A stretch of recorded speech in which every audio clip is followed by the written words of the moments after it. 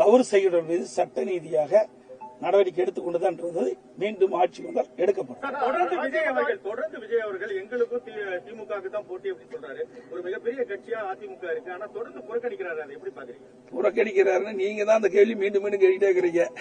ஏங்க, நான் ஏற்கனவே சொல்லிட்டேன், அவருக்கு அப்படி ஒரு கருத்து தெரியும்னு சொல்றாரு. அதுக்கு நாங்க என்ன செய்யறது? அந்த கட்சி தலைவர் தான் நீங்க கேட்கணும்.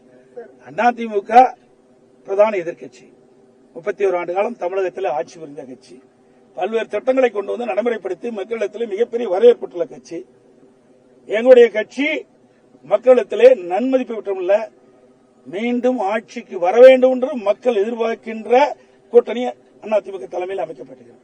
அதனால மற்றவர் தலைவர் சொல்வதற்காக எங்களுடைய கட்சி அவர் விமர்சனம் செய்வது சொல்லுவது அறியாமையின் வெளிப்பாடு.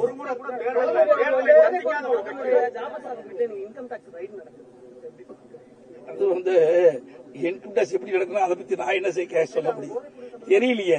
நீங்க இப்பதான் கேள்வி கேட்டுக்கிறீங்க. உங்களுடைய பத்திரிகையிலே ஊடகத்தில் வர செய்தி வச்சு தான் நான் பதில் சொல்றேன். ஆகவே என்ன தவறு எங்க நடக்குன்னா அவருக்கு தகவல் கிடைச்சிருந்தா அதன்படி அவர்கள் ஏதாவது ரெய்டு நடத்திருப்பாங்க. கலைஞரோட இறுதி நாட்களை பற்றி விசாரணை செய்யப்படும் ரொம்ப முக்கியத்துவம் கொடுத்து பேசுறீங்க. அதுல என்ன நீங்க யாரும் வெளியிட மாட்டேங்கிறீங்க. பத்திரிகையில் ஊடகத்தில் வெளியே செய்தே விட மாட்டேங்கிறீங்க. தம்பி அந்த கேள்வி கேட்க மாட்டேங்கிறாரு. ஆர் ராசா அவர்கள் ஒரு ஆடியோ வெளியிட்டிருக்காரு. அந்த ஆடியோ தமிழகம் மட்டுமல்ல இந்திய அளவில் வைரலா பரபரப்பா பேசப்படுகிறது. அதைத்தான் நான் கிருஷ்ணகிரியில சொன்னேன். இது மாதிரி பேசியிருக்காரு. அது ஒரு கருத்தை சொல்றாரு. திரு கருணாநிதி அவர்கள் உடல்நிலை சரியில்லாத போது வீட்டு சிறையில் வைத்ததாக ஒரு சொல்றாரு. அதோட பட்டியலின மக்களை பாகுபாடு பார்க்கிறதா சொல்றாரு. அப்புறம் கலைஞர் தொலைக்காட்சிக்கு பணம் கைமாறியதாக அதில் வர செய்திகள் நாங்களா சொல்லல, அந்த வலைதளத்தில் வந்த செய்தியில், இணையதளத்தில் வந்த செய்தியின் அடிப்படையில் தான் நான் கருத்து சொன்னேன்.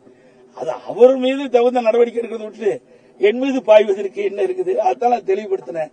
இந்த வந்த செய்தி உங்களுடைய திராவிட முன்னேற்ற கழக துணை பொதுச் செயலாளர் முன்னாள் அமைச்சர்